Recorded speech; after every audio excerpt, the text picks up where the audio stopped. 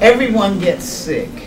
Unfortunately, not everyone has a fair chance to get better. In fact, more than 1.6 million of North Carolina's workers, almost half of our workforce, doesn't have access to even one paid sick day. When employees are forced by circumstance to bring illness into the workplace, everyone suffers, customers, co-workers, and business owners alike. In January, my wife had an accident in Charlotte, North Carolina, which put her out of work. Because I had accumulated paid sick leave, I was able to stay with her in Charlotte while she had an operation and to bring her home while she recovered from surgery.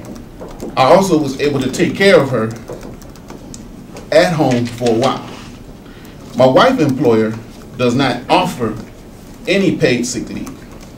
Every day that she was out of work, that was a day of missed paid for us.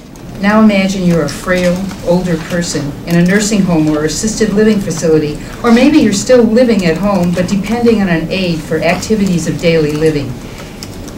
And the person who helps you shows up with a cold. No matter how careful that aide may be, your chances of catching her cold and developing pneumonia are high. That aide certainly didn't want to be there, but she had no choice. If she stayed home and took care of her cold, she would not get paid for that day. Moms get it about paid sick days because we see the impact of not having them every single day. I just heard a story yesterday about a Moms Rising member actually, who didn't have paid sick days. Faced with the prospect of losing her job if she missed a day, she gave her daughter Tylenol and sent her off to school, hoping she'd make it through the day. There are so many ways that the lack of paid sick days impacts us and our family's economic security. In closing, I'm Louisa Warren with the North Carolina Justice Center, and you've heard from 4 speakers today about who poignantly spelled out the need for paid sick days and why they matter. They matter for those trying to eke out a living to support their families. They matter for adult caregivers who are taking care of our most vulnerable and dear family members. And they matter for moms who are struggling to balance the competing needs of work and family.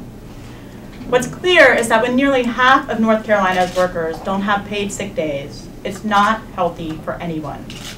And that's why more than 30 organizations, many of them represented here today, have come together to form the North Carolina Paid Sick Days Coalition. And we are calling on the General Assembly to pass the Healthy Families and Healthy Workplaces Act. We know that everybody benefits with paid sick days: workers, employers, seniors, children, and our public health.